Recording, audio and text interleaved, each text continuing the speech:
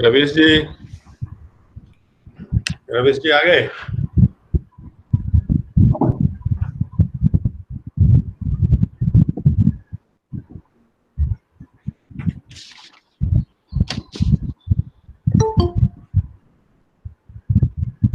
Subrat sir आ गए।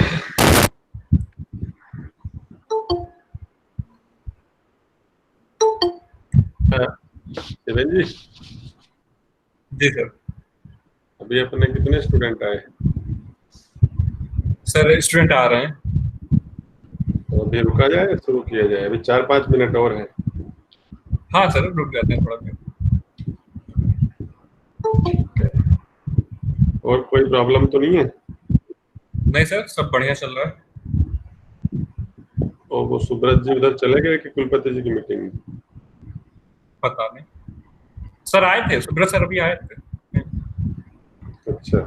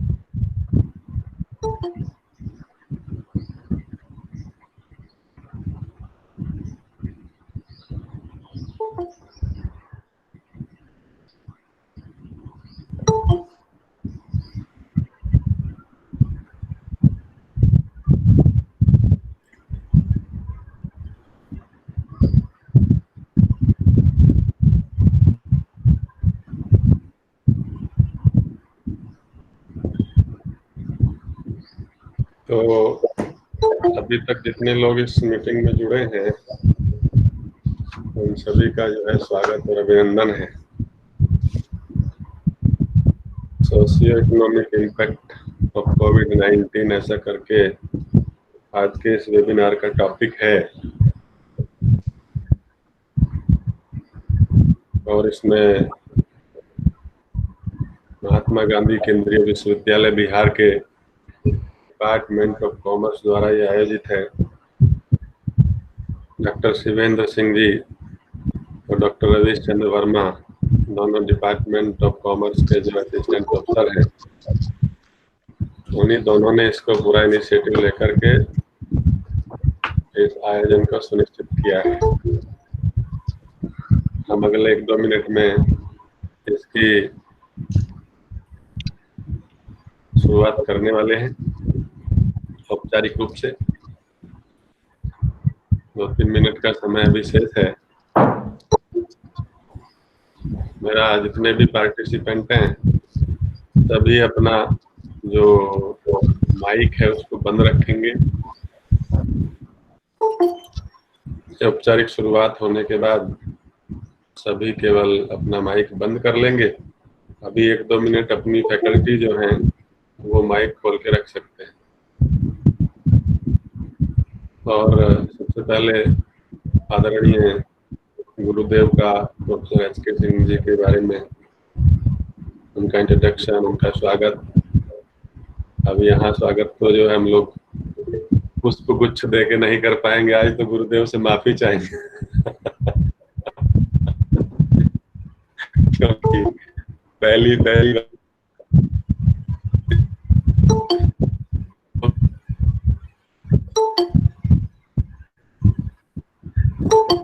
तो ये एक क्षमा योग्य प्रार्थना उनसे है मेरी कि सर के साथ जो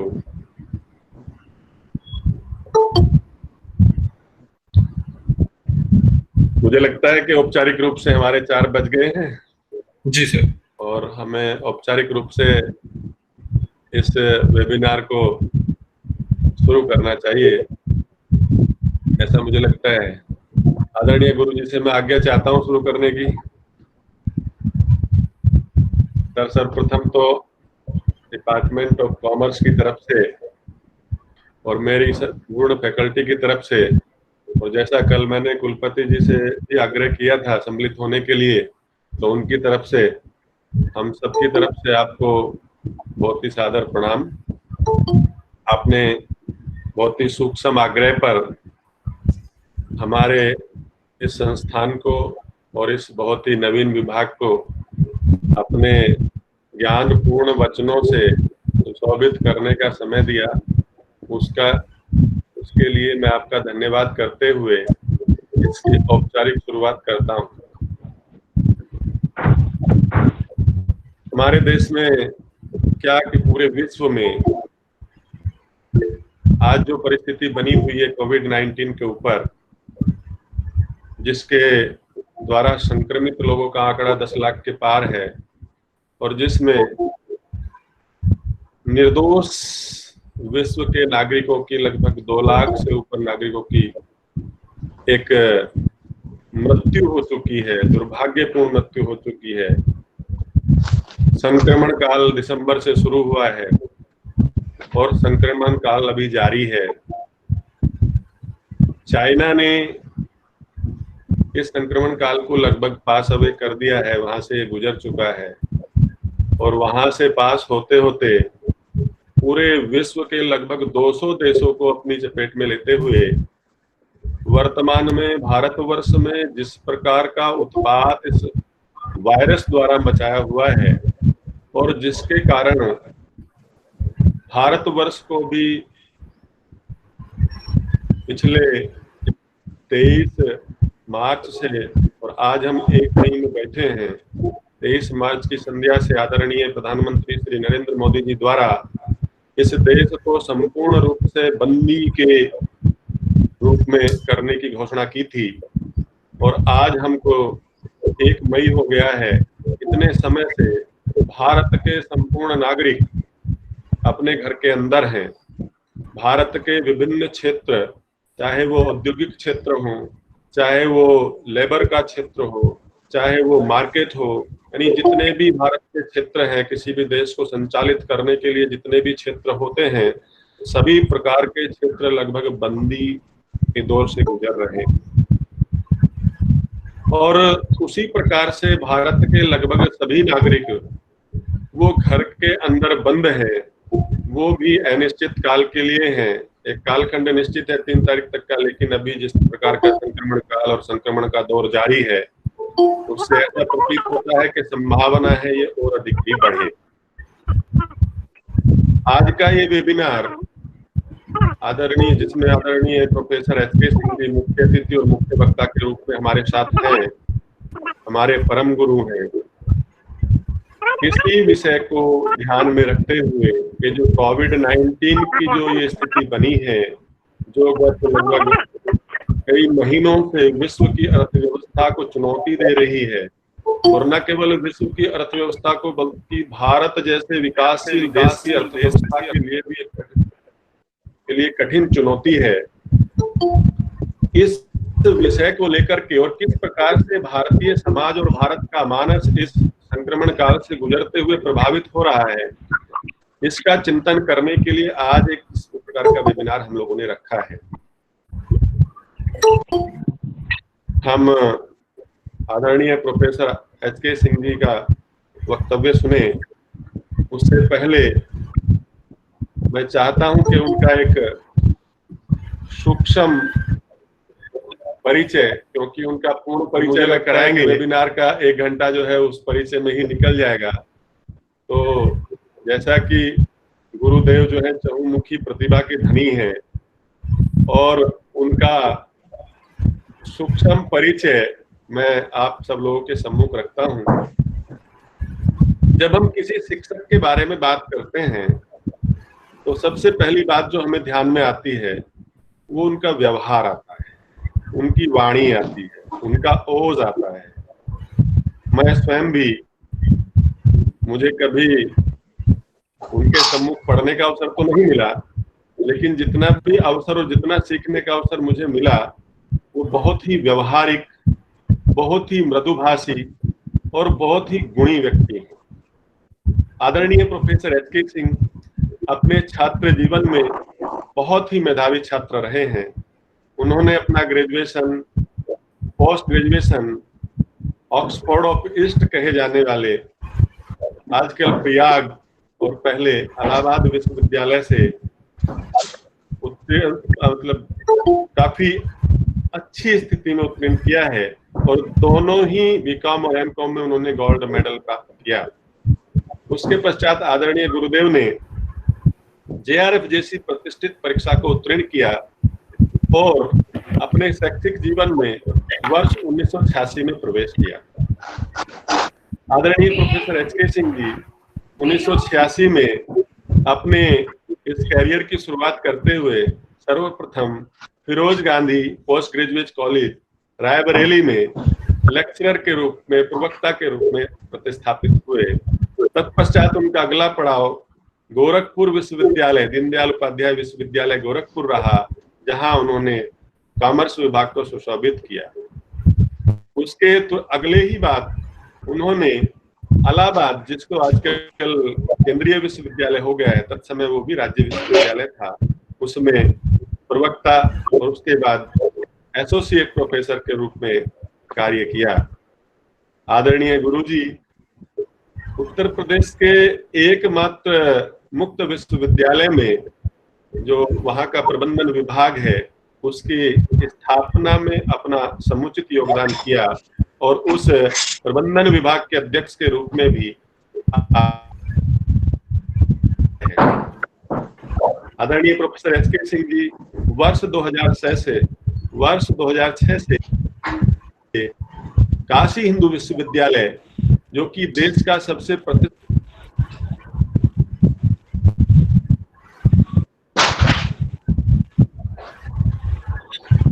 से प्राप्त हुए और लगभग 13 वर्ष की सेवाएं वहां अपनी कर चुके हैं। बहुत ही वरिष्ठ प्रोफेसर हैं।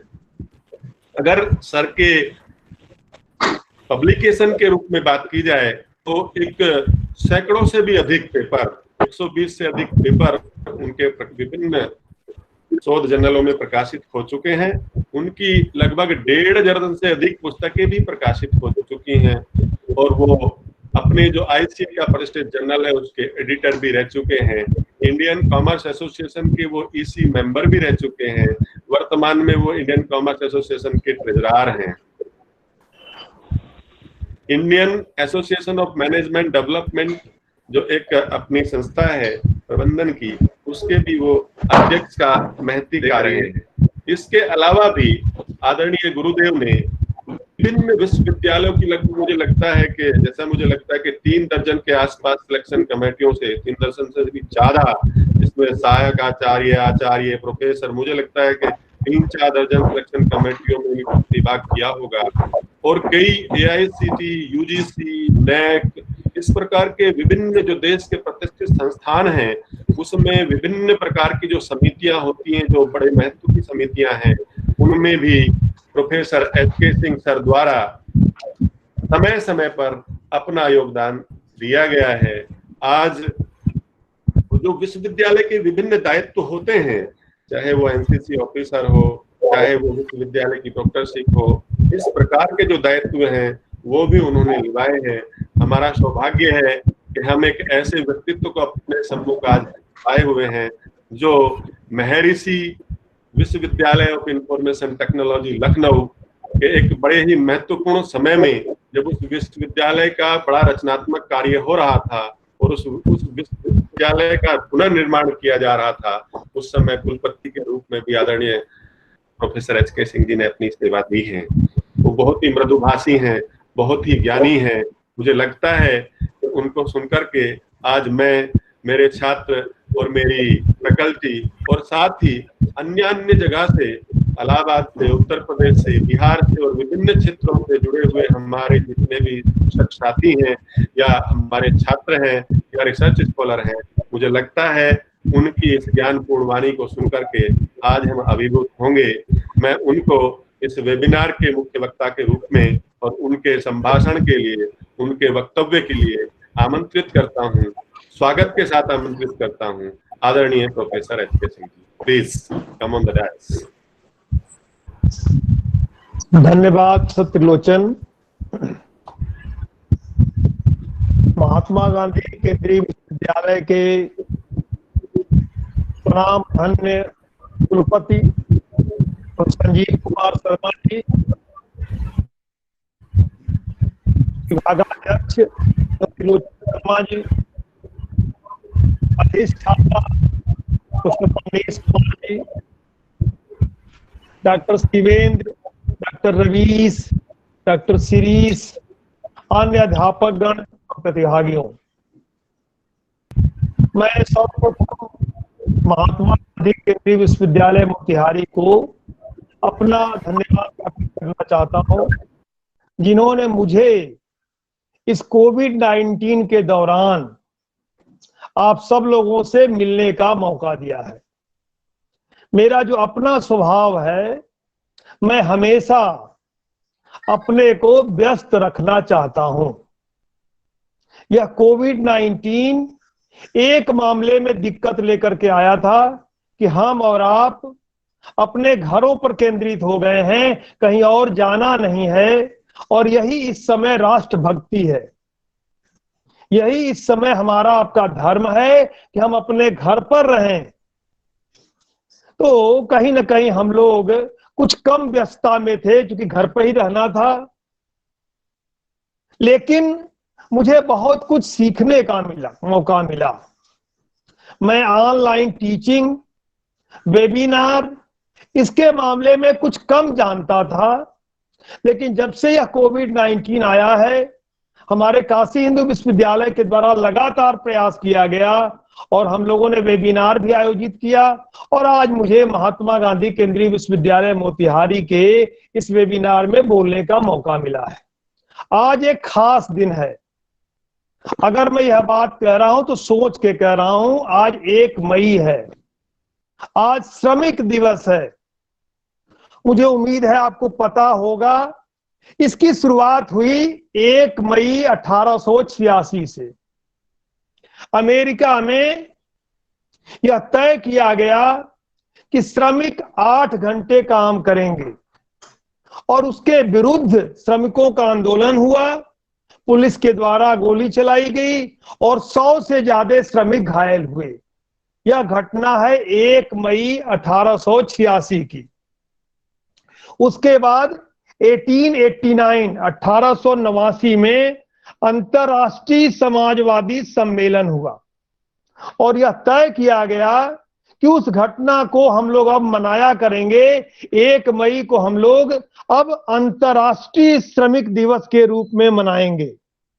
भारतवर्ष में 1 मई 1923 से जो लेबर किसान पार्टी ऑफ हिंदुस्तान थी, उसने तय किया कि भारतवर्ष में भी श्रमिक दिवस मनाया जाएगा।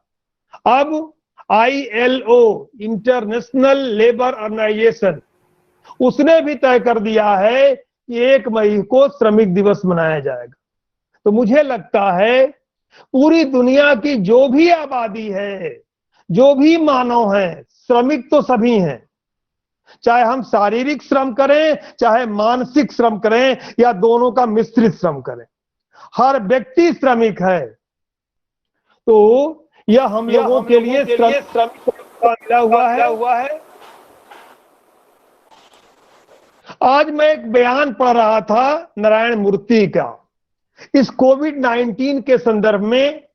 हमको आपको पता है, जैसा शब्द है कोविड, कोरोना वायरस डिजीज, जो टर्म दिया गया कोविड, कोरोना वायरस डिजीज, क्योंकि 2019 में शुरू हुआ, चाइना से शुरू हुआ, वुहान से शुरू हुआ, और अब तो पूरी दुनिया इसके ग्रिप में आ चुकी है। उसके सामाजिक और आर्थिक प्रभाव की चर्चा मैं आपसे विस्तार से आज करना चाहता हूं। नारायण मूर्ति साहब का जो बयान है कि भारतवर्ष के लोगों को भी अब हर हफ्ते 6 दिन काम करना चाहिए और औसतन 60 घंटे काम करना चाहिए। तब जाकर के देश में जो जीडीपी का नुकसान होने जा रहा है, सकल राष्ट्रीय उत्पाद की बढ़ोतरी दर में जो कमी आई है, सबसे संगीन मामला यही है।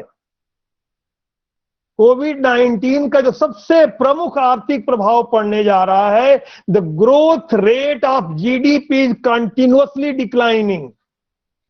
तो नारायण मूर्ति साहब ने सुझाव दिया है कि हमको आपको औसतन अब 60 घंटे काम करना चाहिए। स्टार्टअप के माध्यम से, वर्क फ्रॉम होम के माध्यम से, जो भी तरीका हो, जहां भी हम लोग हैं, चाहे शारीरिक श्रम करते हो, मानसिक श्रम करते हो, ये ध्यान दिया जाए कि कोविड-19 के प्रभाव को रोकने के लिए औसतन 60 घंटे प्रति सप्ताह कार्य करना चाहिए। दूसरा मैं कोट करना चाहता हूं Arvind Panagariya, who was the founder chairman for the NITI Aayog. आपको मालूम होगा जब योजना आयोग का नाम बदल के किया गया नीति आयोग, तो जो डिप्टी चेयरमैन उनको बनाया गया अरविंद पनगढ़िया को, उनका कल टाइम्स ऑफ इंडिया में एक बहुत बढ़िया लेख छपा हुआ है। उन्होंने कहा कोविड-19 से निकलने के लिए जो टर्म है एमएसएमई, भारतवर्ष में लघु एवं कुटीर उद्योग का जो एक मंत्रालय था, उसका नाम हो गया है MSME, micro small medium enterprises ministry. तो ये 3 हो गए, माइक्रो स्मॉल मीडियम, ये 3 इंटरप्राइज हुए। उन्होंने सुझाव दिया कि भारतवर्ष के लिए अब अनुकूल होगा मीडियम इंटरप्राइजेस पे जोर देना। माइक्रो और स्मॉल के बनिस्पत हमको और आपको जोर देना चाहिए मीडियम इंटरप्राइजेज, जिसमें कि 50 से लेकर के 200 तक के श्रमिक काम करते हों। मेरे हिसाब से अगर आर्थिक प्रभाव की चर्चा किया जाए तो यह 1929 के बाद सबसे बड़ा संकट आया हुआ है। 1929 में जो महान आर्थिक मंदी अमेरिका से शुरू हुई थी, उससे भी व्यापक मंदी का असर पूरी दुनिया पर इस कोविड-19 का पड़ने जा रहा है। लेकिन यह प्रभाव एक तात्कालिक प्रभाव है, एक अल्पकालीन प्रभाव है। हमारे रोजगार पर, हमारे सकल राष्ट्रीय उत्पाद पर अल्पकालीन प्रभाव तो नुकसान देने जा रहा है। मैं आपको कुछ डेटा बताऊं जो फिक्की है, FICCI, फिक्की ने बताया कि भारतवर्ष में कोर सेक्टर, जो प्राथमिक क्षेत्र है, उसमें किस तरह से नुकसान है। Crude oil 5.5%, natural gas 15.2%, refinery products 0.5%, fertiliser 11.9%, steel 13%, cement 27.4%, electricity 7.2%। एक ही ऐसा क्षेत्र है जहां पर नकारात्मक प्रभाव नहीं है, और वह है coal industry. Coal industry is going to be benefited and it will get the increase of 4%। तो ये मैं आपको डेटा बता रहा था जो फिक्की के द्वारा जारी किया गया है। वैसे ही बताया गया इकरा, ICRA, जो हमारे देश की प्रमुख क्रेडिट रेटिंग एजेंसी है, ICRA इकरा, उनका यह मानना है कि भारतवर्ष का जो प्राथमिक क्षेत्र है, कोर सेक्टर है, वह श्रिंक करने जा रहा है, कमजोर पड़ने जा रहा है 15 से 20%। ये बड़े भयावह चीजें हैं, परंतु मेरी जो अपना व्याख्या है वो थोड़ा अलग होगा। ये सब अल्पकालीन बातें हैं। 2020 का जो ये वर्ष है, यह तो दिक्कत का वर्ष रहेगा। 2021 में भी कुछ दिक्कत रहेगी, परंतु यह कोविड-19 2022 और उसके बाद भारतवर्ष के लिए एक वरदान साबित होगा। अल्पकालीन जो भी नुकसान हो जाए, अल्टीमेटली 2022 से हमारे सकल राष्ट्रीय उत्पाद में बढ़ोतरी शुरू होगी। हमारे देश का उन्नयन होगा। अगर आप आजादी के बाद से चिंतन करें, 1947 में हम लोगों को आजादी मिली, 1951 was the turning point of the Indian economy. Pandit Jawaharlal Nehru was a great visionary. He started the 5-year plans. पंचवर्षीय योजनाओं की शुरुआत 1951 में हुई। समाजवादी चिंतन की बात की गई। उसके 20 साल के बाद 1971 श्रीमती इंदिरा गांधी का कार्यकाल, एक नवीन चिंतन आ गया। इंदिरा जी ने अनेक निजी बैंकों का राष्ट्रीयकरण किया। गरीबी हटाओ का नारा दिया गया। 51 से 91 में पैराडाइम शिफ्ट हो गया। अगेन 1991, आपको मैं ये बताना चाहता हूं कि 20-20 वर्षों के बाद हमारी आर्थिक नीतियों में प्रमुख परिवर्तन हुए। 1951, 1971, 1991 new economic policy, Manmohan Singh साहब हमारे वित्त मंत्री थे। एलपीजी की बात की गई, जहां निजी बैंकों का राष्ट्रीयकरण हुआ था, अब शुरू हुआ निजीकरण, प्राइवेटाइजेशन, लिबरलाइजेशन, ग्लोबलाइजेशन। अगर इस क्रम पे आप चले होते तो 2011 में हमारी आर्थिक नीतियों में आमूल चूल परिवर्तन होना चाहिए था। It was our expectation that the year 2011 will bring the paradigm shift into the economic policies of India. But somehow हमारे देश में 2011 में आर्थिक नीतियों में उस तरह के आमूल चूल परिवर्तन नहीं हो पाए। मुझे ये पूरा उम्मीद था कि 2020 आते आते ऐसा नीतियों में परिवर्तन होगा कि भारत विकासशील देश से बदल करके एक विकसित राष्ट्र, सुपर इकोनॉमिक पावर बन जाएगा। वो तो नहीं हो पाया, लेकिन मेरा अपना ये मानना है the year 2022 will become the turning point. यह कोविड-19 पूरे विश्व के लिए अल्पकालीन नुकसान पहुंचा रहा, हमारे देश को भी आर्थिक नुकसान पहुंचा रहा है, लेकिन मेरा अपना मानना है कि 2022 से सकारात्मक परिवर्तन आर्थिक तौर पर भी आएगा। और जो हम लोगों की सोच थी, कुछ हुआ है। अब हम आ गए हैं ब्रिक्स में, दुनिया के तेजी से उभरते हुए देश, 5 देश, और उनका नाम दिया गया एक्रोनिम ब्रिक्स। ब्राजील, रसिया, केंद्रीय बिंदु India, China and south Africa. But we are expecting that really 2022 will become the turning point for the Indian economy and we will in the position to resolve this issue.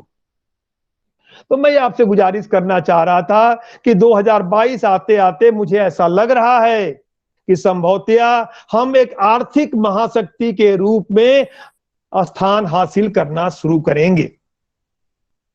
1929 की मंदी के बाद ये एक मंदी विकट दर्जे की आई हुई है। वैसे इसके पूर्व भी कुछ मंदी आई हुई थी, लेकिन मुझे लग रहा है ये मंदी भी असर डालेगी और 2022 से फिर से परिवर्तन शुरू होगा, क्योंकि हमारा टॉपिक सामाजिक और आर्थिक प्रभाव है। अगर आप देखें जिस तरह का ये समस्या कोरोना का आया हुआ है, वायरस की समस्या है, इस तरह की दिक्कत इससे पूर्व 1918 में हुई थी। फर्स्ट वर्ल्ड वॉर के बाद जब हमारे सैनिक लौट के आए, 1918 की बात है, तो स्पेनिश फ्लू हमारे सैनिकों में फैल गया और यह इस तरह की बीमारी थी जो किसी को समझ में नहीं आ रहा था। इसका असर पूरी दुनिया पर पड़ा। 5 करोड़ से ज्यादा लोगों पर स्पेनिश फ्लू का असर हुआ और भारतवर्ष में भी 18 लाख लोग इससे पीड़ित हुए। हमारे पुलिसकर्मी, हमारे शिपिंग फर्म में काम करने वाले लोग, बॉम्बे पोर्ट ट्रस्ट के कर्मचारी सब बहुत गंभीर बीमार हुए।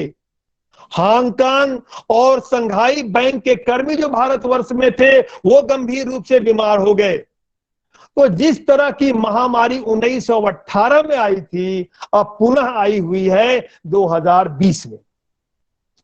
आज भी मैं न्यूज में सुन रहा था, हमारा बनारस भी अब रेड जोन में आ गया है। देश के तमाम जिले रेड जोन में हैं, कुछ ऑरेंज जोन में हैं, कुछ ग्रीन जोन में हैं। 3 मई तक प्रधानमंत्री जी की घोषणा है कि हम लोग लॉकडाउन को मानते हुए अपने अपने घरों में रहेंगे और उसके बाद पुनः तय किया जाएगा। मैं आप सबसे गुजारिश करना चाहता हूं और एक मैं कविता आपके सम्मुख रखना चाहता हूं श्री हरिवंश राय बच्चन की। हरिवंश राय बच्चन ने उस जमाने में जो कविता लिखी थी वह आज भी उतनी ही समीचीन है।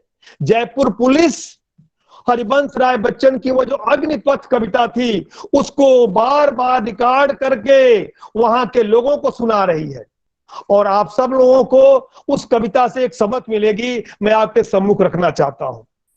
शत्रु ये अदृश्य है, विनाश इसका लक्ष्य है। कोरोना के बारे में आप ध्यान देंगे, शत्रु ये अदृश्य है, विनाश इसका लक्ष्य है।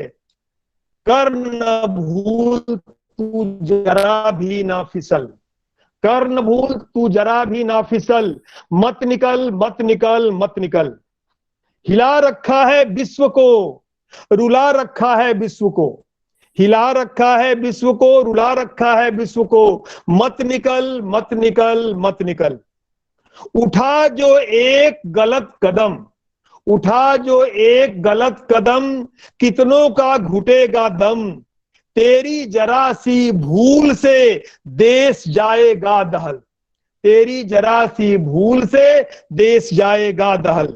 संतुलित व्यवहार कर, बंद तू किवाड़ कर, संतुलित व्यवहार कर, बंद तू किवाड़ कर। घर में बैठ, इतना भी तू ना मचल, मत निकल मत निकल मत निकल। हरिवंश राय बच्चन की उस समय की कविता इस कोविड-19 के लिए उतनी ही समीचीन है। हमको आपको अपने घरों में रहना है, सोशल डिस्टेंसिंग, फिजिकल डिस्टेंसिंग, इन सबको मेंटेन करना है। देखिए, जान है तब जहान है। आर्थिक विकास जरूरी है लेकिन सबसे जरूरी बात है मानवता की रक्षा करना। मैं थोड़ा चिंतन पे आता हूं, जो सामाजिक प्रभाव इस कोरोना का दिखने जा रहा है। जहां तक मैं समझ पा रहा हूं, कोरोना भारतवर्ष को बहुत नुकसान नहीं पहुंचा पाएगा। नुकसान हो रहा है, 1100 ज्यादा हमारे व्यक्तियों की, मानव की क्षति हो चुकी है। लाखों लाख लोग पीड़ित है, भारतवर्ष में पीड़ित है। लेकिन मुझे ऐसा लगता है भारतवर्ष का जो इम्यूनिटी सिस्टम है, जो हमारी अपनी लाइफ स्टाइल है, जो हम लोगों का इम्यूनिटी सिस्टम है, जो भारतवर्ष में बीसीजी का टीका लगता रहा है, जिस तरीके से हम रफ और टफ रहते आए हैं, यह एक बड़ा भारी मजबूत पॉइंट है।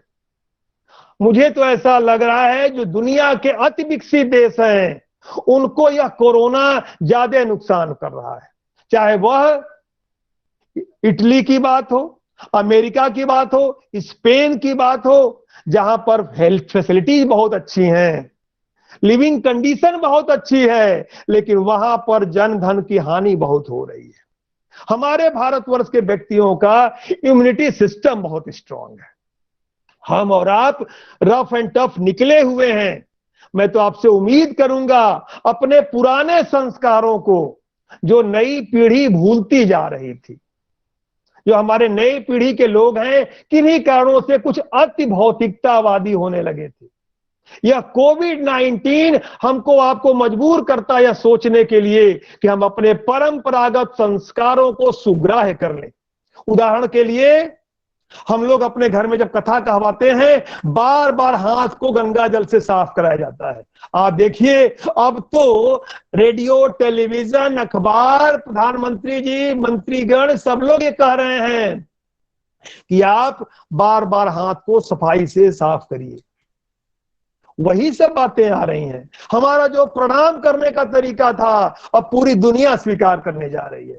दुनिया में जो हमारा अभिनंदन का तरीका है, जो हमारा नमस्ते का तरीका है, जो हमारा रहन सहन का तरीका है, जो हमारा खान पान का तरीका है, मुझे तो ऐसा लगता है, हो सकता है ये गलत भी हो, मैं कोई इसका वैज्ञानिक आधार नहीं दे पाऊंगा, जो हमारा शाकाहारी भोजन का तरीका था वह भी संभवतया सकारात्मक है।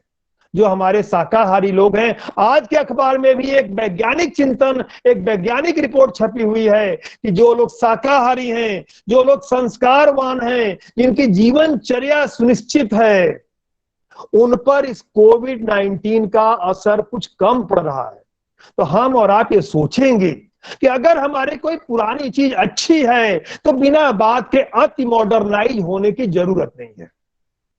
हमको अपने भारत के संस्कारों पे गौरव होना चाहिए। तो मुझे ऐसा लगता है सामाजिक तौर पर भारतवर्ष के लिए यह कोविड-19 भी बेहतर होने जा रहा है। पूरी दुनिया में हमारी आपकी स्वीकृति मिलेगी विश्व गुरु के रूप में। आपको मालूम है अपने देश में एक आयुष मंत्रालय है और किसी देश में मंत्रालय नहीं है। भारतवर्ष में बनाया गया आयुष मंत्रालय, उसमें ए का तात्पर्य है आयुर्वेद, वाई का तात्पर्य है योगा एंड नेचुरोपैथी। यह मैं स्पष्ट हूं, कोविड-19 गुजरने के बाद पूरी दुनिया में योग, आयुर्वेदा, नेचुरोपैथी इनकी स्वीकृति बढ़ने वाली है। भारतवर्ष की जो ये पुरानी विद्याएं हैं, तो मैं जो कह रहा था आयुष मंत्रालय, ए का तात्पर्य है आयुर्वेदा, वाई का तात्पर्य है योगा एंड नेचुरोपैथी, यू यूनानी, एस सिद्धा और एच होम्योपैथी। तो जो हमारे आयुष मंत्रालय हैं और उससे जुड़े हुए जो उत्पाद हैं उनकी पूरी दुनिया में स्वीकृति बढ़ेगी। हमारे आयुर्वेद की, हमारी योग की, हमारी नेचुरोपैथी की, हमारी होम्योपैथी की अति स्वीकृति पूरी दुनिया में बढ़ेगी। तो मुझे तो ऐसा पूरा विश्वास है कि यह कोविड-19 भी हमारे आपके लिए कुछ बेहतरी लाएगा। सामाजिक तौर पर भारतवर्ष के व्यक्तियों की साख बढ़ेगी। कल ही मैं पढ़ रहा था अमेरिका में प्रति 7 डॉक्टर में 1 डॉक्टर भारतवर्ष का है। कोविड-19 के बाद भारतवर्ष के जो सर्विस सेक्टर में काम करने वाले लोग हैं, चाहे वो अध्यापक हो, वकील, doctor, engineer, I am talking IT professionals, I am not saying IT hardware, IT software, ये जो हमारे क्षेत्र हैं इनकी पूरी दुनिया में और स्वीकृति बढ़ेगी, क्योंकि हम लोगों का जो काम करने का तरीका है वह पूरी दुनिया स्वीकार करेगी। जहां तक शिक्षा की बात मैं आपसे करूं, जो आपके देश की गुरुकुल व्यवस्था है उसकी भी स्वीकृति बढ़ने जा रही है।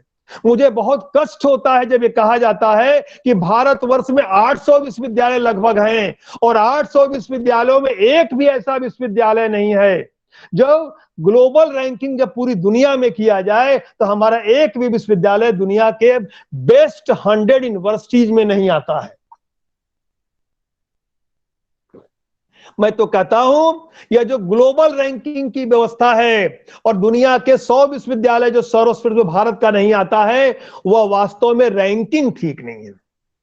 और पूरी दुनिया शुरू करेगी वैल्यू बेस्ड एजुकेशनल रैंकिंग।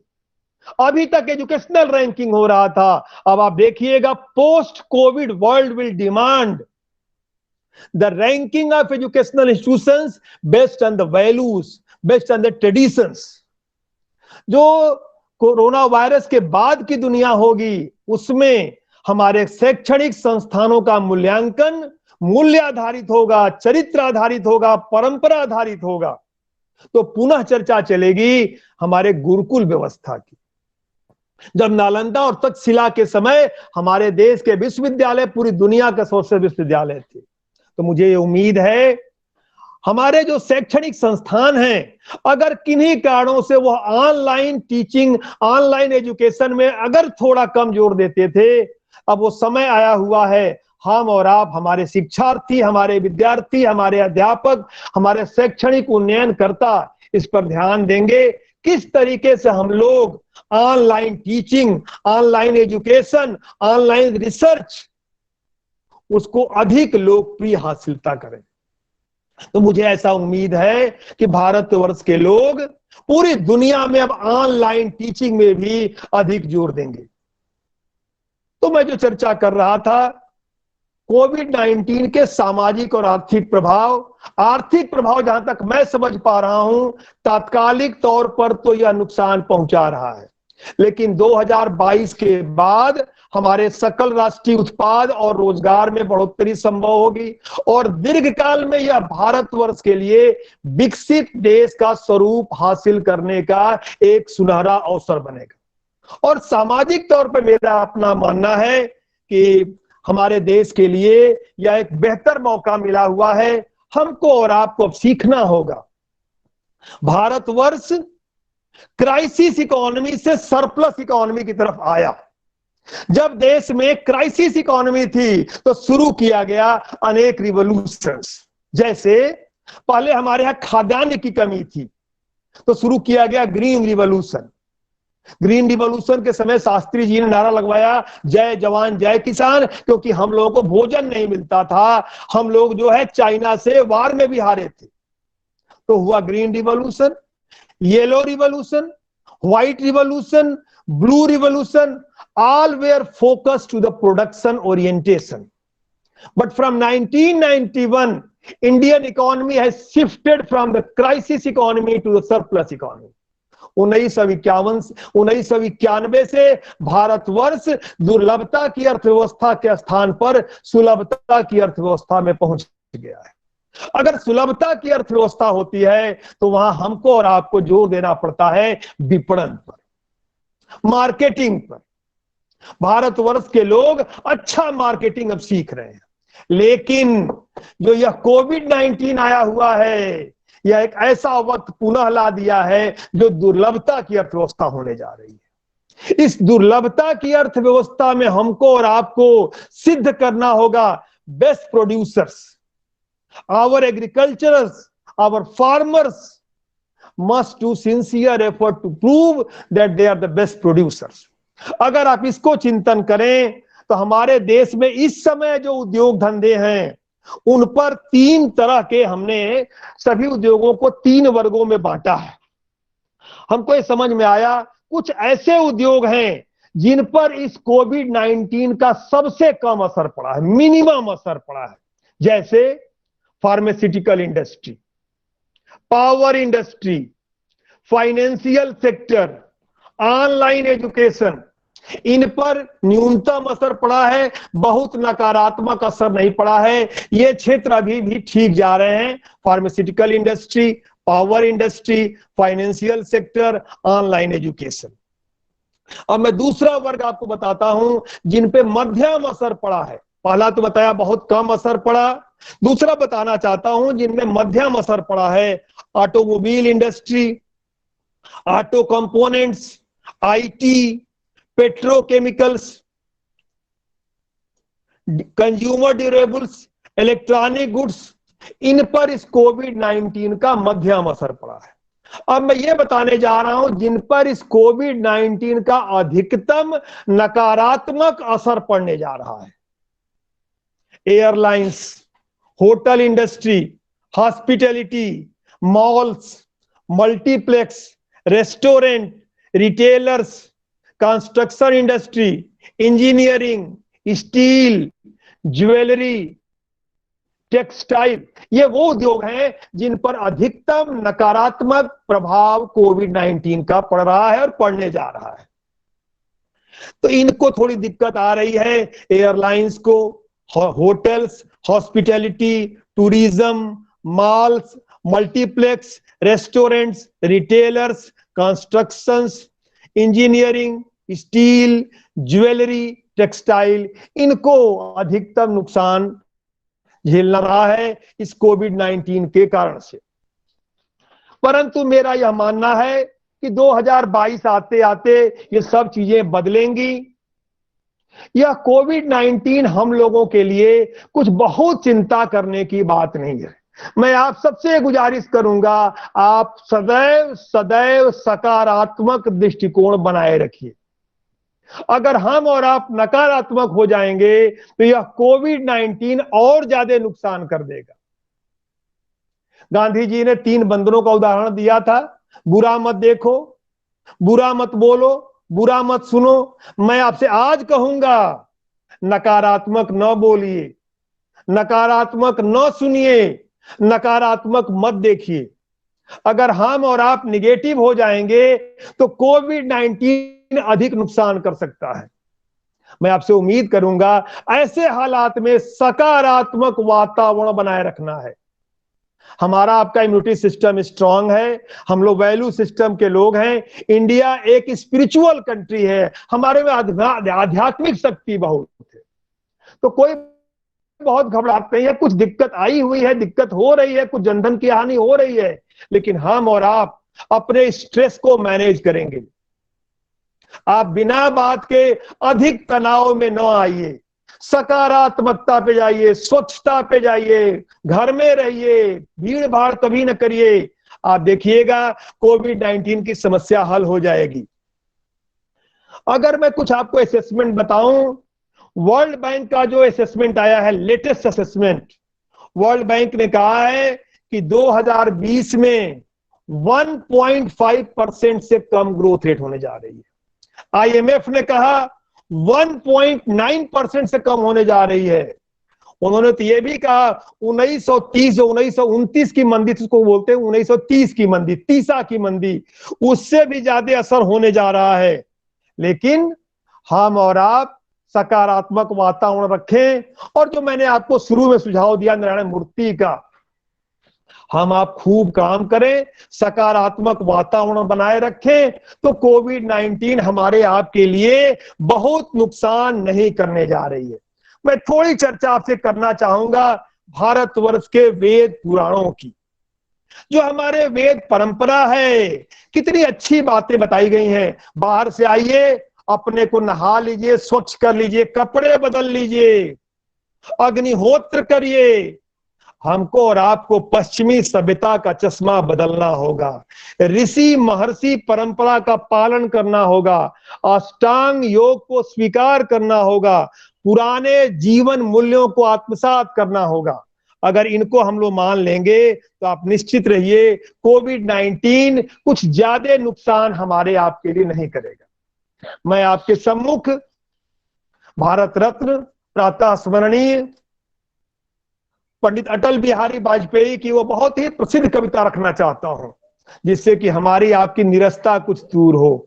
देखिए, हम और आप सीखेंगे कि अपने ऊपर नकारात्मक असर मत होने दीजिए, सकारात्मक रहने पर ही विजय होती है। मेरा तो सदैव कहना है, विजय तो सुप्रबंधन से होता है। जो व्यक्ति कुप्रबंधन सीख गया वो कमजोर रह जाएगा।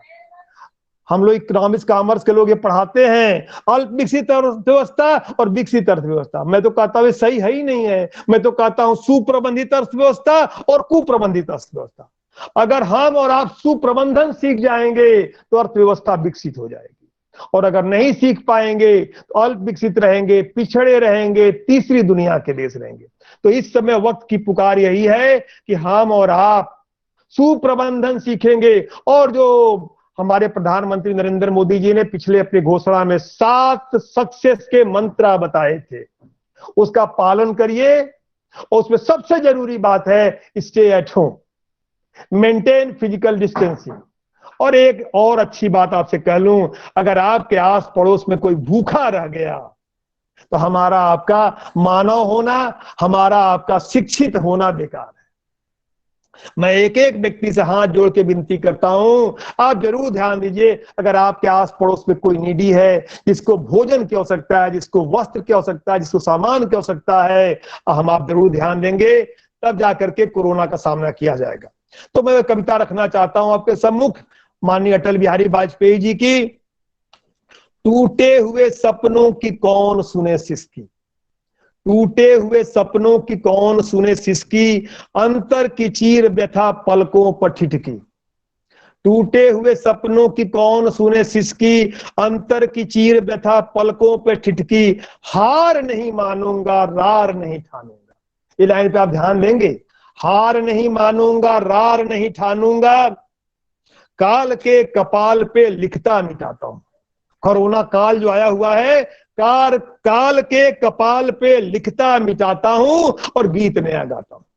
अगर हम और आप इस कविता से नसीहत लें कि काल के कपाल पे लिखता मिटाता हूं, गीत नया गाता हूं, अगर हम लोग इस तरीके से कार्य करेंगे तो मुझे पूरा विश्वास है कि हम लोग इस कोरोना की समस्या का भी सामना करने की स्थिति में आ जाएंगे। मैं ये चाहता हूं कि हमारे विद्यार्थी काफी बड़ी संख्या में आए हुए हैं, तकरीबन 60-70 दिखलाई पड़ रहे हैं। उनसे कुछ समय मैं अपने लिए सवाल जवाब का भी रखूं, क्योंकि हमारे जो नए छात्र हैं, मुझे इतनी खुशी हो रही है कि मैं तो देखिए काशी हिंदू विश्वविद्यालय का अध्यापक हूं, बनारस में बैठा हुआ हूं, जगह जगह बैठ के हम लोग बात कर रहे हैं। मैं तो इस कोविड-19 के पहले कभी भी वेबिनार में पार्टिसिपेट भी नहीं किया था, न कभी वक्ता के रूप में, न कभी श्रोता के रूप में। लेकिन इस कोविड-19 ने मुझे कम से कम आधा दर्जन वेबिनार में बोलने का, सुनने का मौका दे दिया। यह ऑनलाइन टीचिंग, आज मैं एक समाचार पढ़ रहा था अखबार में कि अब तो पीएचडी के थीसिस इवेलुएट हो जाने के बाद विद्यार्थियों का वाइवा भी ऑनलाइन हो जाए। आप सोचिए कितना चीजें सुगम हो जाएंगी। एक्सपर्ट को अनावश्यक बुलाने की जरूरत नहीं पड़ेगी, खर्चे भी रुक जाएंगे, तमाम सुगमता आ जाएगी। तो ये तमाम मौके आते रहते हैं। मैं प्रबंध के विद्यार्थी के रूप में सीखा हूं, ये एक टर्म है SWOT, SWOT। आपको पता होगा, S का मतलब स्ट्रेंथ, W का मतलब वीकनेस, O का मतलब अपॉर्चुनिटी और T का मतलब threats. But I request everyone, SWOT तो आप जानते हो, जस्ट रिवर्स इट। SWOT का उल्टा कर दीजिए, हो जाएगा TOWS, TOWS। It is a real management. Convert the threats into opportunity and convert the weakness into strength. यही असली प्रबंधन है। Convert your own weaknesses into strength. Convert the threats into opportunity. This corona is a threat, but we have to learn to convert this threat into opportunity. हम और आप अगर जो सफलता के साथ सूत्र वाक्य प्रधानमंत्री जी के द्वारा बताए गए हैं, अगर उसका भी पालन करेंगे तो काफी हद तक यह जो थ्रेट है वह हमारे आप के लिए अपॉर्चुनिटी बनेगी। हम लोग इस पर विजय हासिल करेंगे, अपने दृढ़ निश्चय से विजय हासिल करेंगे। लेकिन सबसे जरूरी है स्व अनुशासन। अंदर से यह भाव आना चाहिए, किसी के कहने पे हम बाहर नहीं जाएंगे, ये नहीं होगा। हम स्वयं से तय करेंगे कि हम बाहर नहीं जाएंगे, हम सफाई पे पूरा ध्यान देंगे, हम फिजिकल डिस्टेंसिंग मेंटेन करेंगे, हम मास्क लगाएंगे। हमारे काशी में तो बहुत पॉपुलर है गमछा, हम गमछा बांध के अपना काम करेंगे। ये सब हमको आपको ध्यान देना होगा। देखिए एजुकेशनल सेक्टर में भी अभी कुछ समय तक इसका असर होने जा रहा है। जो हमारे विद्यार्थी बीकॉम 1, 2 के होंगे या एमकॉम प्रीवियस के होंगे, उनका तो ऐसा लग रहा है कि संभवतया जैसा यूजीसी ने तय किया है, ऑटोमेटिक प्रमोट कर दिया जाए। पार्ट 1 के बच्चे पार्ट 2 में, पार्ट 2 के बच्चे पार्ट 3 में चले जाएं और बीच में जब कभी समय अनुकूल होगा उनकी परीक्षाएं कराई जाएंगी। लेकिन जो हमारे third year BCom third year के स्टूडेंट्स हैं, जो हमारे एमकॉम फाइनल ईयर के स्टूडेंट्स हैं, जो हमारे एमबीए लास्ट सेमेस्टर के बच्चे हैं, उनका तो एग्जाम कराना पड़ेगा। कई चुनौतियां हमारे सम्मुख हैं। जैसे ही समय अनुकूल होगा, ऐसा लगता है कि जुलाई के आसपास संभवतः ठीक हो जाएगा, तो हम लोग पहले थर्ड ईयर के और फाइनल ईयर के बच्चों का एग्जाम कराएंगे, फिर हमारे पार्ट 1, पार्ट 2 और एमकॉम प्रीवियस के या एमबीए फर्स्ट ईयर के बच्चों का एग्जाम कराया जाएगा। अभी एडमिशन की समस्या आएगी, उनका टेस्ट कराना होगा, बहुत सी बातें हैं। लेकिन आप एकदम न घबराइए, जान है तो जहान है। पहले हमको आपको अपने जान को बचाना है। इस समय एक बहुत बड़ा संकट आया हुआ है, और जब वो बच जाएगा तब ये सब आर्थिक विकास, सामाजिक उन्नयन, ये सब देखा जाएगा। लेकिन इस समय महती आवश्यकता है कि हम लोग कोरोना से लड़ने के लिए एकदम मुस्तैद रहें। अगर हम और आप मुस्तैद रहेंगे, शिक्षा जगत का यह भी नैतिक दायित्व है कि और लोगों में इसका प्रचार प्रसार किया जाए कि वो लोग किस तरीके से अपने को बचाएंगे। जो लोग हमारे कम पढ़े लिखे हैं, हो सकता है किन्हीं कारणों से बात को न समझ पाए, लेकिन हम और आप एक शिक्षित नागरिक के रूप में जिम्मेदारी का निर्वाह करें कि लोगों को समझाएं, अनावश्यक मूवमेंट ना करिए, यहां से वहां मत जाइए, आराम से रहिए, कुछ दिनों में समस्या हल हो जाएगी। तब जाके देखिएगा यह कोरोना की समस्या हल होगी और भारतवर्ष 1-2 वर्षों के बाद विकसित स्थिति में आएगा। जो यह कोरोना के पीछे स्टोरी जा रही हैं, 2 तरह की थ्योरी प्रोपाउंड की जा रही है।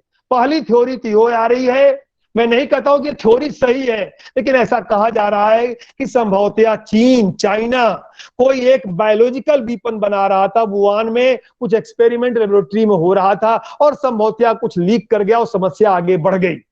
अगर ये सही है तो चीन पर कुछ दिक्कतें आएंगी, पूरी दुनिया चाइना पे कुछ बैरियर्स डालेंगे। आज ही समाचार में आ रहा था कि अमेरिका उनके ऊपर एक बहुत सीवियर कंपेंसेशन का मुकदमा करने जा रहा है, और देश भी कर रहे हैं।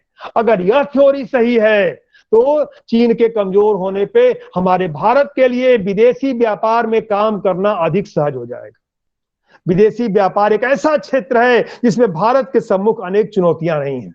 अगर चाइना कमजोर पड़ेगा तो मुझे ऐसा लगता है विदेशी व्यापार के क्षेत्र में भी भारतवर्ष की बेहतरी संभव हो पाएगी। और जो दूसरी थ्योरी आ रही है कि नेचर, प्रकृति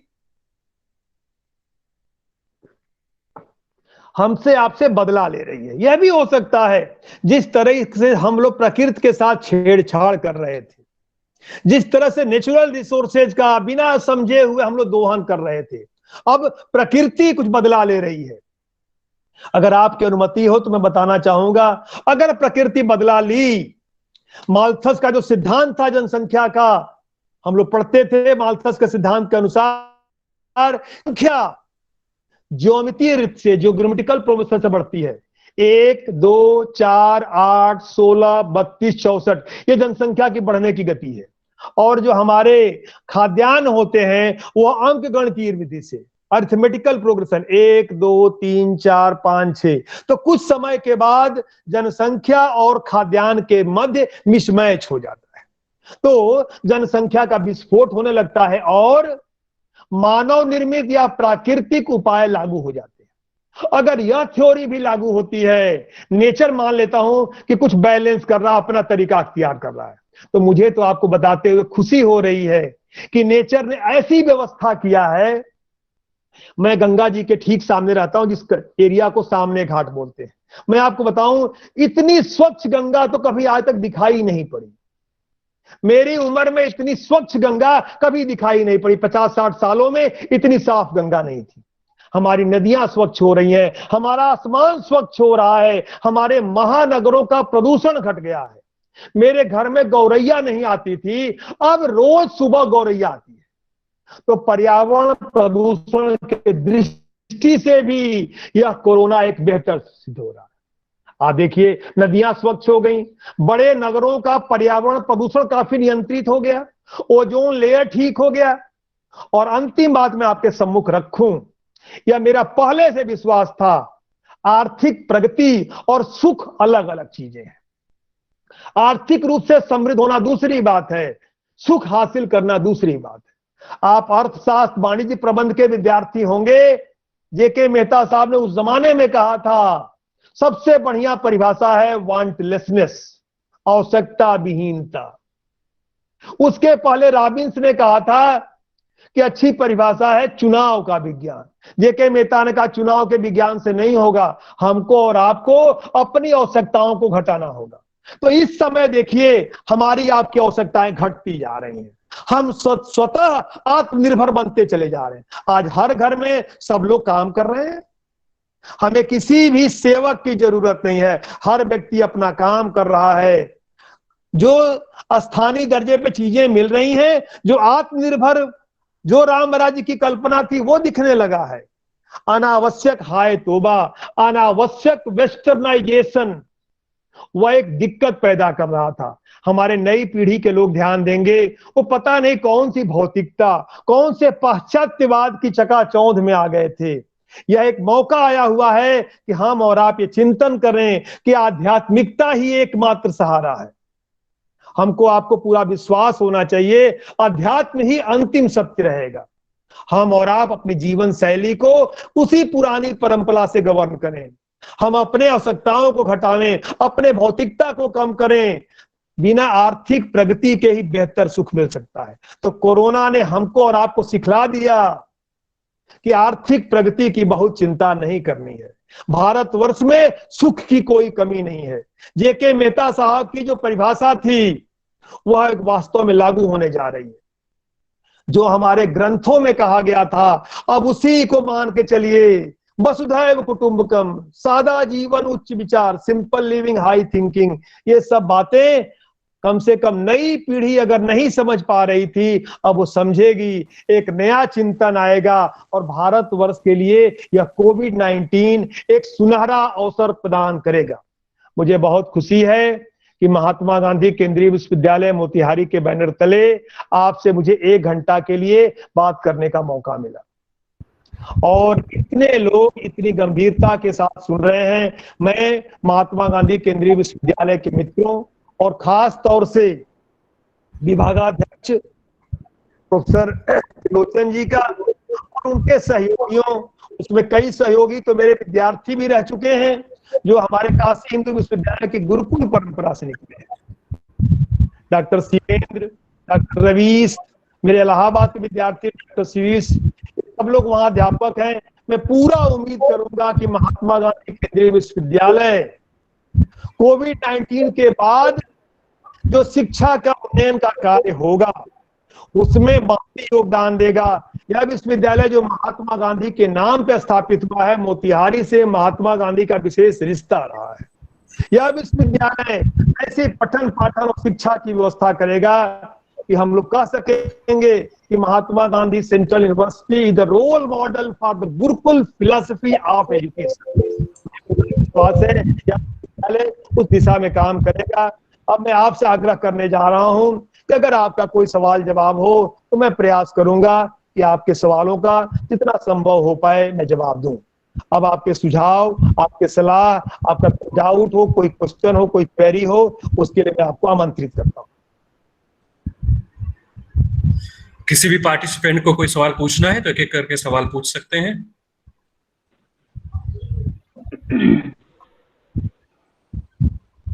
सर मेरा सवाल है। जी बताइए। एच के सिंह सर से है मेरा सवाल सर। जी जी बताइए, सुन रहे हैं वो। सर मेरा सवाल है, जैसे सर उन्होंने बोला कि कुछ सेक्टर इम्प्रूव कर रही है और कुछ सेक्टर इम्प्रूव करने में उनको समय लगेगा, तो उन्होंने कहा कि 2022 तक हम उस सेक्टर में कुछ इम्प्रूवमेंट कर सकते हैं। तो मतलब वो किस हिसाब से, किस लेवल से वो बात कह रहे हैं कि हम उसमें इम्प्रूवमेंट कर लेंगे? किस मतलब हम कैसे उसमें इम्प्रूवमेंट कर लें? जैसे बहुत सारे सेक्टर अभी डाउन डिक्लाइन हो रहे हैं, तो उसमें हम कैसे इम्प्रूव कर सकते हैं सर? अच्छा, कैसे इम्प्रूव कर सकते हैं? सर लग रहा है सर का ऑफ हो गया है क्या? चलिए तब तक हमारे हेड सर इसका उत्तर दे देंगे। जब तक नहीं, अभी अगर इम्प्रूवमेंट से संबंधित किसी और का भी सवाल हो तो वो भी ले लो। कहाँ? तब तक वो आ जाएंगे। अगर इसी संबंध में सर आ गए सर प्लीज। जी सर, एक हमारे एमकॉम के विद्यार्थी अजीत जी का प्रश्न है कि कैसे हम इम्प्रूवमेंट करेंगे उन सेक्टर्स में जो कि आज के समय में पिछड़ गए हैं, जैसे tourism, hotel industry, transportation industry वगैरह। अच्छा ठीक है, और कोई सवाल हो जाए तो एक बार में जवाब दे लूंगा, और पूछ लीजिए नहीं तो मैं इसका जवाब देता हूँ अभी आपको। जी एक और कोई है जिनको? जी बताइए। जैसे कि आप सर की हमें जीडीपी को कंट्रोल करना होगा तो 7 से 8 घंटा हमें वर्क करना होगा। तो सर जो आने वाला जो समय है वो एक बेरोजगारी की तरह है सर, तो बहुत बड़ा बेरोजगारी उत्पन्न होगी भारत में। तो सर ये कैसे पॉसिबल होगी कि सर एक आदमी 7 से 8 घंटा वर्क करता है? क्योंकि सर एक बहुत बड़ा अपॉर्चुनिटी आने वाली है, अपॉर्चुनिटी नहीं सर की एक बेरोजगारी आने वाली है। और कोई सवाल है?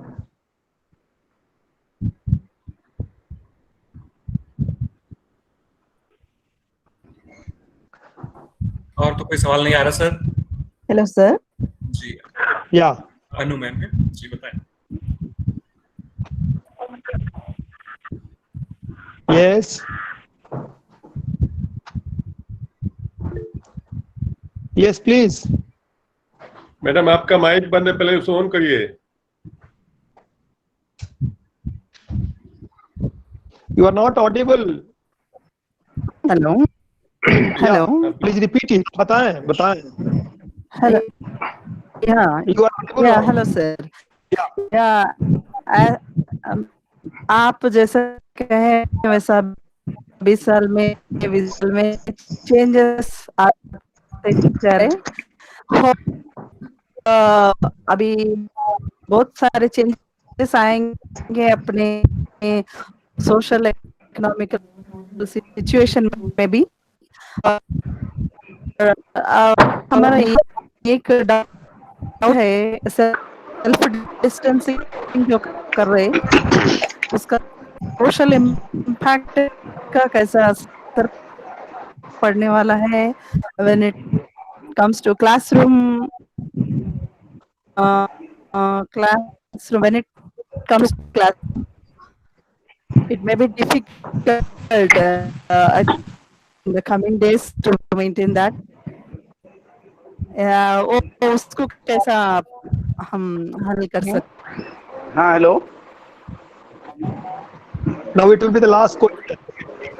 One question here. Yeah. Sir, good evening. Yeah, good evening.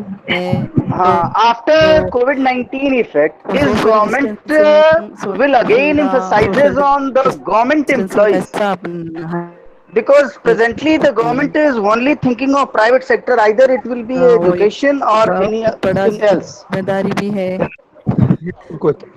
So still government will focus on government employees or still try to neglect the government employees?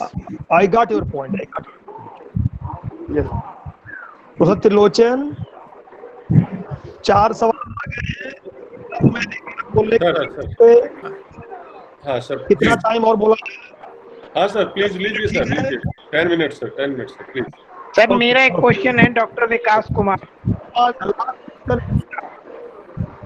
अच्छा बताएं. हाँ डॉक्टर साहब बताइए. बताएं.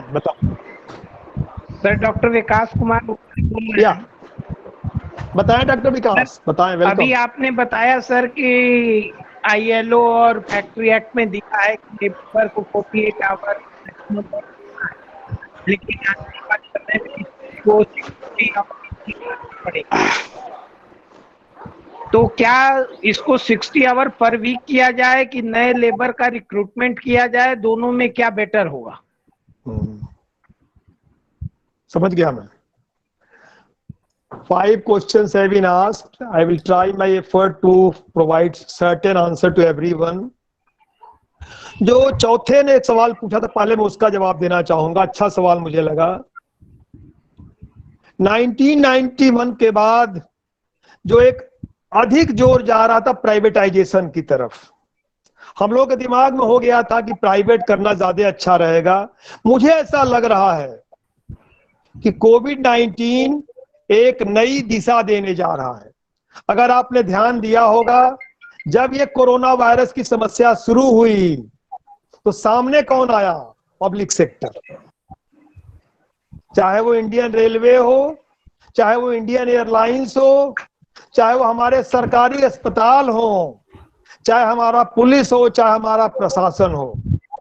अब कुछ दिन गुजरने के बाद प्राइवेट सेक्टर भी आया है. ये दोनों का अस्तित्व रहेगा. पब्लिक प्राइवेट सेक्टर चलता रहेगा. हिंदुस्तान में मिक्स्ड इकोनॉमी है. लेकिन जो हम लोगों के दिमाग में हो गया था कि पब्लिक सेक्टर कुछ अब कमजोर पड़ रहा है, मुझे ऐसा लगता है, मेरा अपना जो निजी विश्वास है, इस पोस्ट कोविड वर्ल्ड में कोरोना के गुजर जाने के बाद की दुनिया होगी, उसमें फिर से पब्लिक सेक्टर इकोनॉमी के कमांडिंग हाइट्स को हासिल करेंगे. सरकार अधिक ध्यान देगी. आप देखिएगा इंडियन एयरलाइंस बिकने नहीं जा रही. It will continue into the public sector. ऐसा मुझे लगता है. चाहे वो रेलवे का मामला हो, चाहे वो एयरलाइंस का मामला हो, चाहे बैंक का मामला हो, चाहे अस्पताल का मामला हो, भारत सरकार अब संभवतया लोक उद्यम की महत्ता थोड़ी बढ़ाएगी. वैसे इससे जुड़ा हुआ ही और सवाल भी है जो मैं शुरू किया था कि 60 घंटे अगर काम हम करें. आप जरा कल्पना करिए, जब कंप्यूटर आया था तो लोगों ने कहा कंप्यूटर अधिक काम कर देगा तो आदमी के काम छीन लिए जाएंगे. भारतवर्ष में जब भी कोई नई शुरुआत होती है तो उस पर थोड़ा विरोध किया जाता है। जब ये कंप्यूटर आया, जब कंप्यूटरीकरण शुरू किया गया तो लोगों ने कहा एक कंप्यूटर 15 आदमी का काम कर देगा और ढेर सारे लोगों के काम छीन लिए जाएंगे। ऐसा नहीं हुआ friends. It is the era of competition, the Darwin theory, survival of the fittest. आपको ध्यान देना होगा, जो सर्वश्रेष्ठ होगा वो विजय हासिल करेगा। ये घबराने की जरूरत नहीं है। जो ज्यादा काम करेगा वो ज्यादा सफल होगा और किसी का रोजगार इससे नहीं छीना जाता है। इसका एक साइक्लिक इफेक्ट रहेगा। हम अगर ज्यादा काम करते हैं तो संस्थाएं आगे बढ़ने लगती हैं, आर्थिक प्रगति आती है, रोजगार आता है, उपभोग का स्तर बढ़ता है, बचत बढ़ता है, विनियोग बढ़ता है। जब आप कम काम करते हैं तो सब पे नकारात्मक प्रभाव पड़ते हैं। तो मेरा अपना यह मानना है, अधिक घंटे काम के बढ़ने से लोगों के रोजगार नहीं छीने जाएंगे। उससे जुड़ा हुआ मामला शिक्षा का भी है। एक सवाल शिक्षा पे भी आया था, अरे भाई हम और आप अपने काम के घंटों को बढ़ाएंगे, अगर ये कई महीने का नुकसान हुआ है तो जब भी मौका आएगा उसको हम ही और आप कंपेंसेट करेंगे। कोई और अलग व्यवस्था नहीं आएगी, कोई और बिल्डिंग, कोई और टीचर इतना जल्दी नहीं आ जाता है। हमको और आपको डैमेज कंट्रोल करने के लिए मजबूती से खड़ा होना चाहिए। मेरी अपनी राय कि हम और आप शिक्षा के क्षेत्र में भी अपने विद्यार्थियों के नुकसान को एक तपस्वी के रूप में पूरा करेंगे। अभी भी बहुत से लोग हमारे जोर दे रहे हैं, ऑनलाइन हमारी टीचिंग शुरू हुई है, थोड़ा गुणवत्ता की मामले हैं, गुणवत्ता के मानक पे भी हम लोग धीरे धीरे खरे उतरेंगे। तो मेरा अपना मामला है कि शिक्षा के क्षेत्र में भी हम और आप अधिक मेहनत के साथ, देखिए अगर हम आप लक्ष्य तय कर लेंगे कि हम लोगों को विद्यार्थियों के नुकसान को पूरा करना है तो कार्य हो जाएगा। भारत सरकार भी प्रयास कर रही है, जैसे बात चल रही है, परीक्षा के पैटर्न बदले जाएंगे, टाइम बदला जाएगा, 60 आंसर क्वेश्चंस हटाए जाएंगे, लॉन्ग आंसर पूछ लिया जाएगा। हो सकता है ऑनलाइन की बात है, एग्जाम की ही बात हो। अब जैसे हालात अभी आएंगे, किसी को पता नहीं कि कोरोना का असर कितना आएगा, लेकिन हम और आप ऐसी व्यवस्था करेंगे कि हमारे विद्यार्थियों का नुकसान न हो। देखिए सर्वश्रेष्ठ अध्यापक वो है जो स्टूडेंट फ्रेंडली होगा। मेरा यह स्पष्ट राय है, अध्यापक को विद्यार्थी के हितों को सदैव ध्यान देना चाहिए। हम और आप इसलिए अध्यापक हैं कि हमको और आपको विद्यार्थी के हित का ध्यान देना है। तो हम लोग ऐसी व्यवस्था करेंगे। यूनिवर्सिटी सिस्टम में बड़ी ऑटोनॉमी होती है, हम लोग लगभग सही भूमिका में रहते हैं, तो हम लोग ऐसी व्यवस्था करेंगे कि विद्यार्थियों का नुकसान ना हो। ये भी बात चल रही थी जीडीपी का, रोजगार का। देखिए 1.5-2 साल तक तो समस्या रहेगी, लेकिन मुझे अपना मेरा जो निजी राय है 2022 के बाद पुनरुद्धार शुरू होगा, फिर से चीजें बेहतर शेप लेंगी और देश का रोजगार बढ़ेगा, देश का जीडीपी बढ़ेगा, देश में सकारात्मक आशावादी औद्योगिक वातावरण बनेगा। आप बहुत घबराइए नहीं। अभी जो मंदी आई हुई थी कुछ वर्ष पहले, हम लोगों ने उसका भी सामना किया और उसने हम लोगों का बहुत नुकसान नहीं किया है। मैं आपको ये सच्चाई बता दूं, कोई भी मंदी हमारे भारतवर्ष का कम नुकसान इसलिए पहुंचाती है कि भारतवर्ष के व्यक्ति का स्वभाव बचत का स्वभाव है। Our saving culture is the real strength to face the recession. पाश्चात्य देशों में बचत के स्थान पर उपभोक्तावाद होता है। उनकी चार्वाक फिलॉसफी होती है, यावत जीवेत सुखम जीवेत, ऋणम कृत्वा घृतम पीवेत। जब तक जिंदा रहिए सुख से जिंदा रहिए और ऋण लेकर के घी पीजिए। भारत का आदमी संचयी स्वभाव का है। हम लोग कॉमर्स के लोग हैं, अकाउंटेंसी में आपको पढ़ाया जाता है कंजर्वेटिज्म, रूढ़िवादिता, परंपरावादिता। हम लोग पुराने ख्याल के लोग हैं। Anticipate future losses and make provision for it. आप भविष्य के होने वाले हानि के बारे में पहले से अनुमान लगाइए और उसकी व्यवस्था करिए, प्रोविजनिंग करिए। अगर ये आपका बचत स्वभाव रहेगा तो ये मंदी भी कुछ बहुत नुकसान नहीं करेगी। जो लोग अति उपभोक्तावादी बनेंगे, कंज्यूमरिज्म के बहुत बड़े समर्थक होंगे, उनको तो नुकसान पहुंचाएगा। अदरवाइज यह जो मंदी अल्पकाल के लिए आई हुई है, यह हमारा आपका बहुत नुकसान पहुंचाने नहीं जा रही है। तो जो कई मित्रों ने सवाल किया, उसका मैंने अल्प जवाब दिया, क्योंकि 5 लोगों के सवालों का बहुत व्यापक समय नहीं हमारे पास है। और खास तौर से चौथा सवाल और विकास का सवाल मुझे बहुत लाजिमी लगा, और लेकिन मैं आपसे उम्मीद करूंगा हम और आप सदैव सदैव सकारात्मक दृष्टिकोण रहेंगे।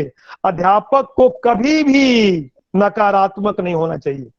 आप पढ़े लिखे लोग बैठे हुए हैं, मैं अंतिम बातें गुजारिश करूंगा, हमारा आपका डीएनए तो नहीं बदलेगा, ईश्वर ने डीएनए दिया है, लेकिन मनोवृत्ति हम और आप आज से तय कर लें, and that must be positive. Our attitude must be positive. Kabir ने उस जमाने में कहा था, हमारा आपका स्वभाव सूप की तरह होना चाहिए, सार सार को गए थोथा दे बाहर। जो जहां मिला उसकी अच्छाई ग्रहण कर लीजिए। महात्मा गांधी केंद्रीय विश्वविद्यालय में जो अच्छाई है वो सब आपकी है, लेकिन अगर आप निगेटिव अप्रोच लेके आ गए, छिद्रान्वेषण शुरू कर दिए, निगेटिव देखने लगे, तो माफ करिएगा वही आपको ट्रांसफर हो जाएगी। प्रभु की मूर्त को जिस भाव से हम और आप देखते हैं वैसा ही नजर आता है। तो मैं आपसे उम्मीद करूंगा हम और आप बी पॉजिटिव एटीट्यूड लेकर के इस कोरोना का भी सामना करेंगे, तो संभवतः ये समस्या हल हो जाएगी।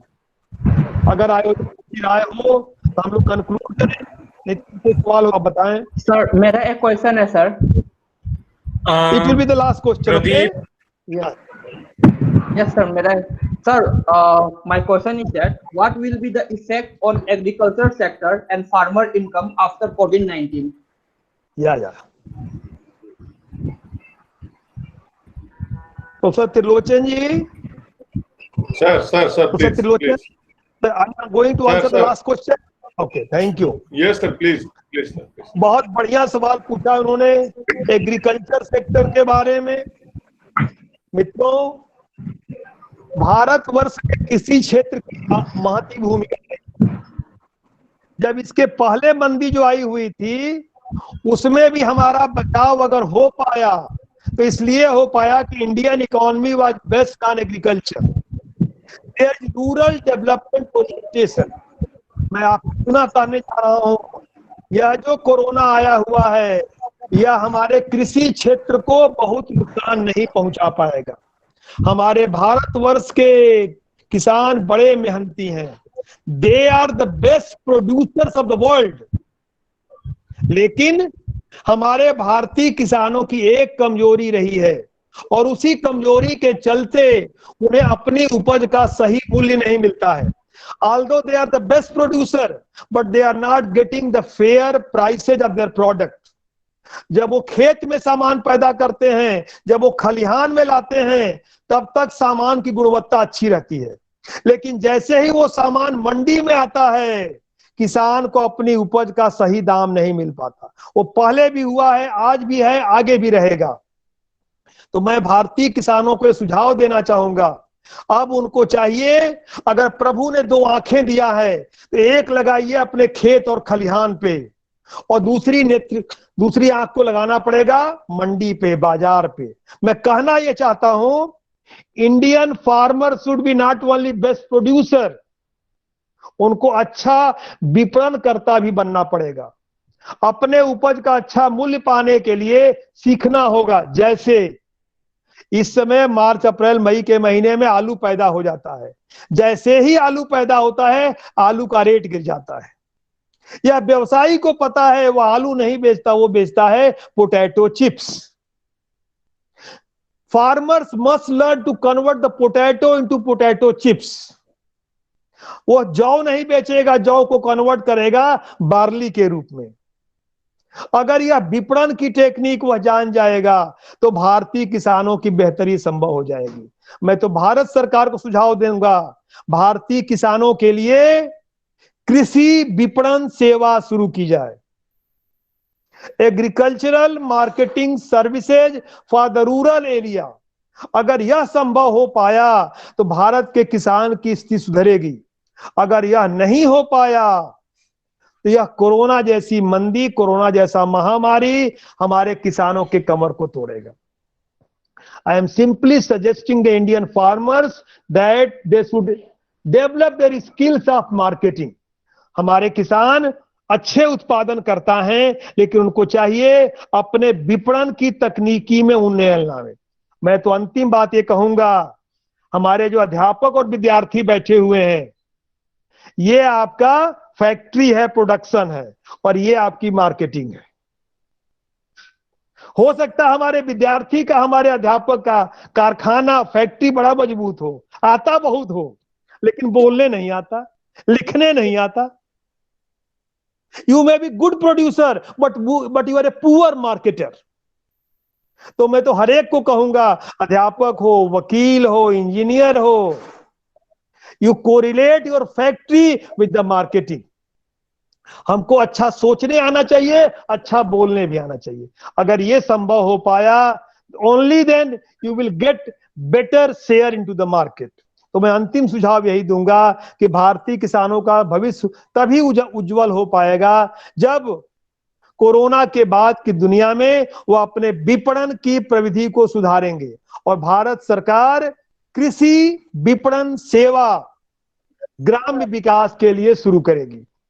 हम लोग 4 बजे मिले थे और अभी भी 60-65 लोग जुड़े हुए हैं। मुझे बहुत खुशी है कि मुझे आप सब लोगों से बात करने का मौका मिला। मैं महात्मा गांधी केंद्रीय विश्वविद्यालय के वाणिज्य विभाग को बधाई देता हूं, अपनी ओर से साधुवाद ज्ञापित करता हूं और उम्मीद करता हूं यह शिक्षा की अलग जो उन्होंने जगाई है आगे भी जारी रखेंगे। इस तरह के events, national conferences, webinars, workshops will become the regular feature of the Mahatma Gandhi Central University of Commerce Department, and I do hope it will work for the betterment of my students. मैं अपने मित्र त्रिलोचन शर्मा और अपने विद्यार्थियों, खासतौर से शिवेंद्र सिंह को धन्यवाद देता हूं और अपनी बात खत्म करने जा रहा हूं इन 2 लाइनों के साथ। चिरागों को महफूज कर लो आंखों में, चिरागों को महफूज कर लो आंखों में, बहुत देर तक रात होगी। मुसाफिर तुम भी हो, मुसाफिर हम भी हैं, फिर किसी मोड़ पे मुलाकात होगी। धन्यवाद। धन्यवाद सर जी। धन्यवाद sir ji. Thank you sir आपके इस वैल्यूएबल इनपुट्स के लिए। Thank you.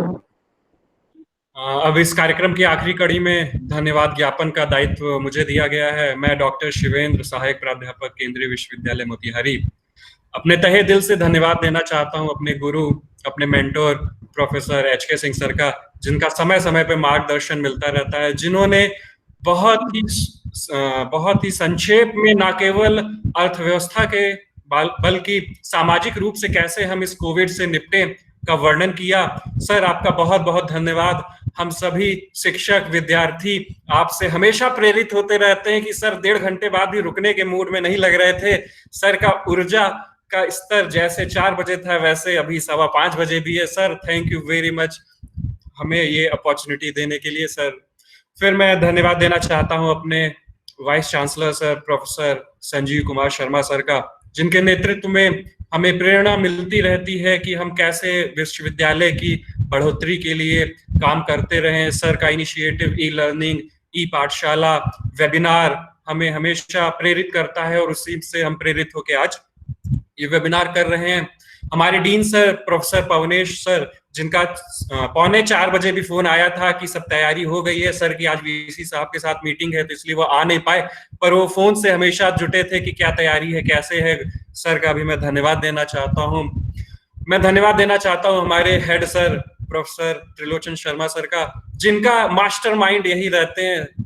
इनका ही आइडिया था कि एक वेबिनार कराया जाए, सर के द्वारा किया जाए। हम न केवल अपने विद्यार्थियों, बाकी इस देश में जितने भी एकेडमिशियंस फैले हैं सबको एक मंच पे लाया जाए, एक इंटरेक्शन किया जाए और लेटेस्ट इवेंट जो हमारा कोविड चल रहा है, जो प्रभाव पड़ रहा है सामाजिक और अर्थव्यवस्था पे, उस पे सर का लेक्चर किया जाए। सर धन्यवाद। सर मैं धन्यवाद देना चाहता हूँ बाकी सभी पार्टिसिपेंट्स का, जिन्होंने अपना समय दिया और अपना विचार रखा, प्रश्न पूछा, न केवल इसे इंटरैक्टिव बनाया बल्कि ज्ञानवर्धक भी बनाया। सभी को धन्यवाद। आशा करते हैं माँ भारती पुनश्च परम वैभव को प्राप्त करेगी। जय हिंद, जय Bharat.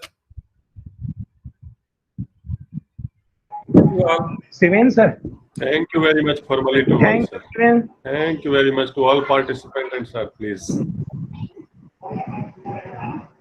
Okay, stay safe, stay home. Thank you very much.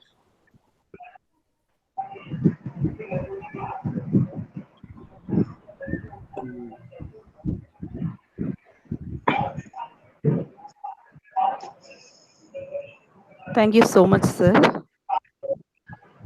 Well organized, it, sir. Thank you very much, sir. Thank you very much.